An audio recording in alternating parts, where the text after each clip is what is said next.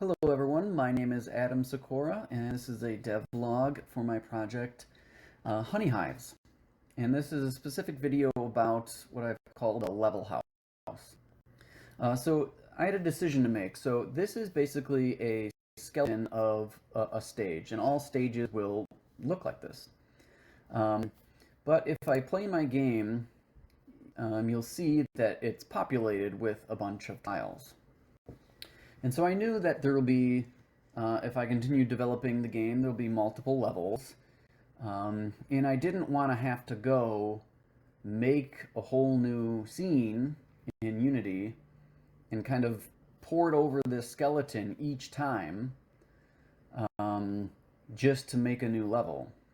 So what I've done is built a skeleton in a level, and I always use that level or that scene. I always use it, and then I just populate it with the correct tiles that would go into this specific stage. So how I do that in my code is that I have this is called the LevelHouse. So everything in that level that you just saw is code right here. And all it's basically doing is filtering through each of the spaces and saying, hey, we should build a piece here. And so if I'm making a new level, all I do is copy all of this and change all these values to what I'm looking for. And I got a new level because it'll just build off of this information. And so these are the address to it, or the enum address that I've made up. And then true, the first true is whether it's movable. The next one is whether it's spinnable.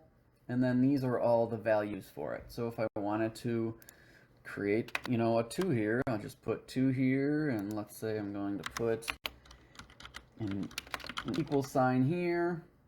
And this wouldn't be the... so I'm glad I created this system so I can easily make a new level. But this isn't really designer friendly.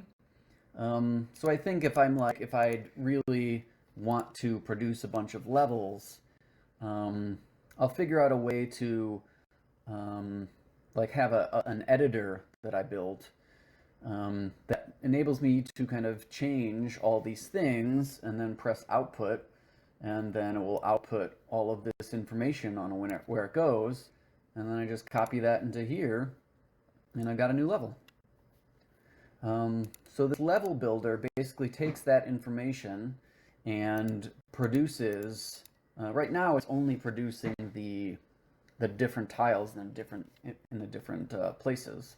So it just goes and takes that information, loops through all of the honey slots, as I call it, and then makes a piece if a piece is needed, changes the values in it, because I store these values in the actual piece object, and then I change the faces of the objects to match what it is here.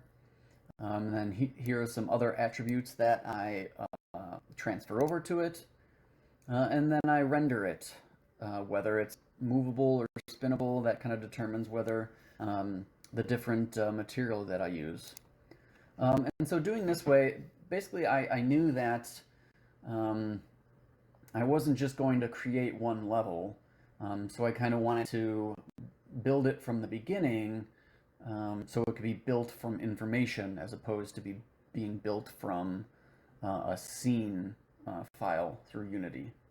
So this makes it, much more scalable if I needed to create a number of different levels.